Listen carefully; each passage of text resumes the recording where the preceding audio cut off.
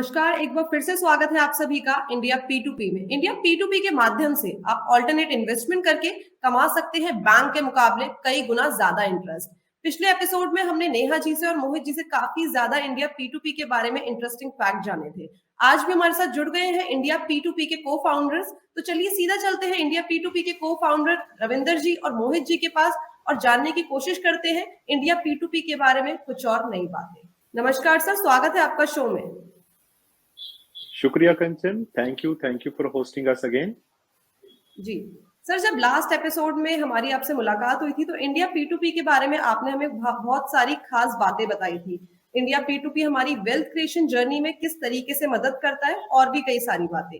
आज कुछ सवाल हमारे मन में फिर से जागे हैं पूछने के लिए।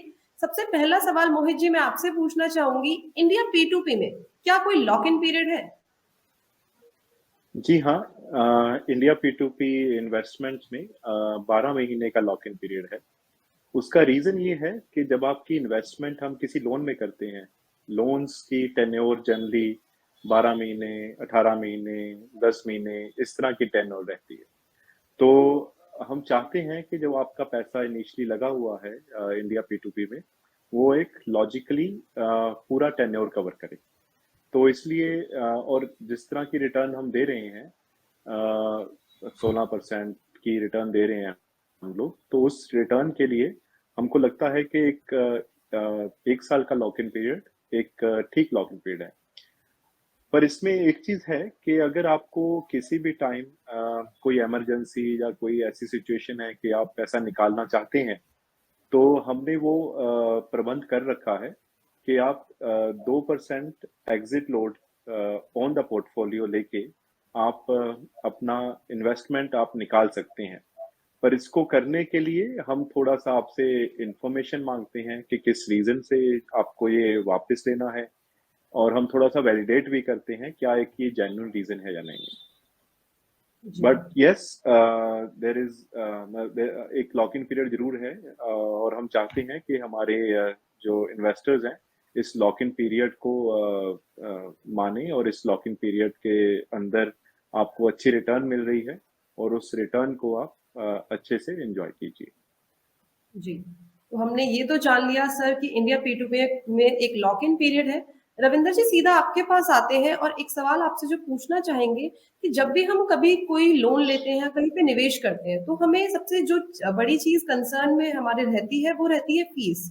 इंडिया P2P में कोई फीस है? हाँ कंचन, हमारे इंडिया P2P में भी फीस है, बट जो हम इन्वेस्टर को रिटर्न दिखाते हैं वो फीस काटने के बाद दिखाते हैं। इसके अलावा 12 महीने के बाद हम एनुअल मेंटेनेंस फीस, हम 250 रुपीज़ का नॉमिनल फीस है, वो एनुअल मेंटेनेंस फीस 12 महीने के बाद चार्ज करते हैं। और जो हम रिटर्न दिखाते हैं प्लेटफॉर्म में वो नेट ऑफ फीस है। तो इन्वेस्टर को एडिशनली रिटर्न्स में बस एक ही एडिशनल फीस होती है 12 महीने के बाद, तो वो है एनुअल मेंटेनेंस फीस, वो 250 रुपए की है। जी, तो सिर्फ 250 रुपए की हमारी फीस है इंडिया P2P में। ये बहुत ही अच्छी बात है और अच्छा लगा सुन के। सर, जब भी कभी भी कोई अर्निंग की बात आती है, चाहे अगर हम जॉब कर रहे हो चाहे कोई भी बिजनेस हो, तो हमें पर्टिकुलर टैक्स पे करना है। क्या जो हम इंटरेस्ट इंडिया P2P के माध्यम से कमाएंगे उसमें भी हमें कोई टैक्स देना होगा? थैंक यू कंचन, ये हमारे फ्रीक्वेंटली आस्क्ड क्वेश्चन है। हाँ, जो भी इंटरेस्ट इनकम होती है जो बैंक से होगी या कहीं और से होती है इंडिया में, वो टैक्सेबल है। तो इंडिया P2P प्लेटफॉर्म पे भी आप जो इंटरेस्ट इनकम आप कमाते हो वो भी टैक्सेबल है, बट हम TDS डायरेक्टली काटते नहीं है, क्योंकि TDS आपको आता है जो छोटे छोटे बोरोअर आपसे छोटे पैसे लिए थे ना, उनसे डायरेक्टली आपको आती है। हम बेसिकली फैसिलिटेटिंग प्लेटफॉर्म है, तो आपको TDS कुछ कटता नहीं है, बट ये पर्सनल आपकी लाइबिलिटी है। जब आप एनुअली टैक्स रिटर्न फाइल करते हो, आप अदर इनकम में इंडिया P2P का जो इंटरेस्ट इनकम आती है वो आपको डिक्लेयर करके आपको इसके रिलेवेंट टैक्स पे करना होगा। जी, सर ये तो हमने समझ लिया कि फीस कितनी है और जो इंटरेस्ट हमें इंडिया P2P के माध्यम से मिलेगा उसमें हमें कितना टैक्स लगेगा। मोहित जी सीधा आपके पास वापस से आते हैं। एक सवाल, लास्ट एपिसोड में हमने ऑटो इन्वेस्टमेंट की बात की थी सर, राइट? हाँ जी, हाँ जी, हाँ जी। सर, आपने हमें 2 तरीके की ऑटो इन्वेस्टमेंट बताई थी, लेकिन इन दोनों ऑटो इन्वेस्टमेंट के अंदर मेन जो डिफरेंस है वो क्या है? तो जैसा कि मैंने पहले बताया था कंचन, हमारे पास दो प्लान है, ग्रोथ प्लान और income plan. Growth plan generally वो लोग यूज करते हैं जिनको अपनी इन्वेस्टमेंट को ग्रो करना है, जिनको कोई इनकम जनरेट नहीं करनी है रेगुलरली। जैसे कि आप म्यूचुअल फंड्स में कई बार आप पैसा डाल देते हैं और 2 साल 3 साल 5 साल बाद आप उसको देखते हैं कि क्या रिटर्न्स आई हैं। तो जैसे कि हमने देखा है कि हमारे ग्रोथ प्लान में 5 साल के अंदर आपका पैसा डबल हो जाता है। तो ये उस तरह के लोग हैं अपनी वेल्थ को ग्रो करवाना चाहते हैं। पर उसी तरह से कुछ ऐसे भी लोग होते हैं कंचन जिनके पास एक इनकम सोर्स, एक इस तरह की इनकम सोर्स नहीं होती जो उनको मंथली एक रिटर्न दे सके। ज्यादातर उस तरह के लोग जो पेंशनर नहीं हैं, रिटायर्ड हैं, या फिर अभी कुछ काम नहीं कर रहे हैं बट उनके पास फंड्स हैं, तो उस तरह के लोग हमारे प्लेटफॉर्म पे इनकम प्लान में इन्वेस्ट करके अपनी एक मंथली इनकम स्ट्रीम बना सकते हैं, जो कि बहुत जी अच्छी मंथली इनकम स्ट्रीम है। और हमारे पास काफी अच्छे खासे बोरोज हैं। हमारे 20% लोग तो इनकम प्लान में भी पैसा डालते हैं, जो जो कि उनको एक रेगुलरली पिछले 10-11 महीने से उनको वही प्रोडिक्टेबल रिटर्न्स दिए जा रहे हैं। जी सर, ये समझ में आया दोनों ऑटो इन्वेस्टमेंट प्लान के बीच में जो बेसिक डिफरेंस है वो क्या है। लेकिन सर, अगर हम कोई भी चीज इन्वेस्ट कर रहे हैं, ठीक है, तो उस हम्म। इन्वेस्टमेंट को हम स्ट्रक्चर किस तरीके से करें। तो देखिए, ये आपके पोर्टफोलियो पे और आपकी रिस्क कैपेबिलिटी पे ही डिपेंड करता है। तो जैसे अगर मैं अपने बारे में कहूँ, तो मैं चाहूंगा कि मेरी अगर एक इनकम स्ट्रीम ऑलरेडी कहीं से आ रही है, एक या दो इनकम स्ट्रीम कहीं से आ रही है, तो मैं शायद अपना पैसा ग्रोथ प्लान में डालना पसंद करूंगा। पर जी सिमिलरली अगर मैं सपोज अपने फादर के लिए बात करूं, तो अगर उनकी कोई पेंशन नहीं आ रही है, तो मैं चाहूंगा कि उनका पैसा अगर इन्वेस्ट हो रहा है तो इनकम में इन्वेस्ट हो रहा है ज्यादा, आई मीन से 70% 75% उनका पैसा इनकम में इन्वेस्ट हो रहा है, बाकी पैसा उनका ग्रोथ प्लान में इन्वेस्ट हो रहा है। पर आई थिंक जी जैसे ये वाली चीजें जो हैं, ये आपकी पर्सनल चॉइस और पर्सनल कैपेबिलिटी के ऊपर है कि आप किस तरह का इन्वेस्टमेंट आप करना पसंद करते हैं। आई थिंक आप जब भी पोर्टफोलियो भी बनाते हैं तो कुछ ऐसे म्यूचुअल फंड्स भी लेते हैं जो थोड़े ग्रोथ इंटेंसिव म्यूचुअल फंड्स होते हैं, और उसी तरह से कुछ प्रोडक्ट्स होते हैं जो इनकम प्रोडक्ट्स होते हैं।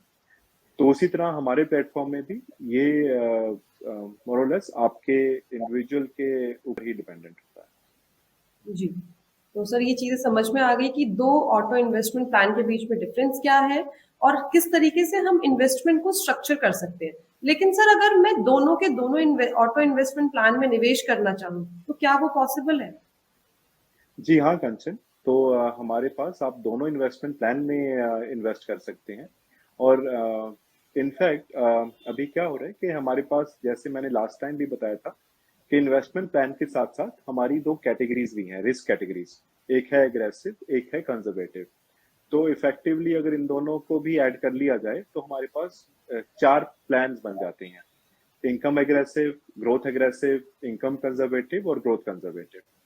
तो हमारे पास कुछ बोरोवर्स हैं ऐसे जिन्होंने चारों प्लान्स में इन्वेस्ट किया हुआ है, और उन्होंने शायद इसीलिए इन्वेस्ट किया हुआ है कि एक साइड पे वो सिक्योर रिटर्न्स देखना चाहते हैं, अल्ट्रा सिक्योर रिटर्न्स देखना चाहते हैं, एक साइड पे वो थोड़ा एग्रेसिव रिटर्न्स देखना चाहते हैं। तो उनका जो बैलेंस है वो उनको एक एक सिग्निफिकेंट, एक डिसेंट नंबर पे ले आता है रिटर्न्स के मामले में, जो मेरे ख्याल से उनको जो जो उनके लिए एक आई थिंक अच्छा नंबर है, और इसीलिए मेरे ख्याल से वो लोग इस पे टॉप अप भी कर रहे हैं, हर प्लान के अंदर टॉप अप करते हैं। तो हाँ, तो आप तीनों चारों चारों प्लान्स में आप इन्वेस्ट कर सकते हैं। जी तो ये हमने समझ लिया कि हमारे लिए बहुत ही अच्छी बात है कि हम अगर एक से ज्यादा में भी ऑटो इन्वेस्टमेंट प्लान में भी निवेश करना चाहे तो वो भी हमारे लिए पॉसिबल है। हम एक माध्यम के अलावा अगर हम अपना पोर्टफोलियो डाइवर्सिफाई कर दें तो हमारा जो इनकम प्लान होगा वो काफी ज्यादा बढ़ जाएगा, प्रोबेबिलिटी जो इनकम की होगी वो भी कई ज्यादा बढ़ जाएगी। रविंदर जी, सीधा आपके पास आते हैं और आपसे जानना चाहेंगे कि इंडिया P2P के पास किस किस तरीके के लोन उपलब्ध है इस समय। Kanchan, thank you for that question. मतलब हमारे प्रोडक्ट जो इन्वेस्टमेंट प्रोडक्ट बनी थी उसके अंडरलाइंग थीसिस है कि वुमेन अच्छे बोरोअर्स है।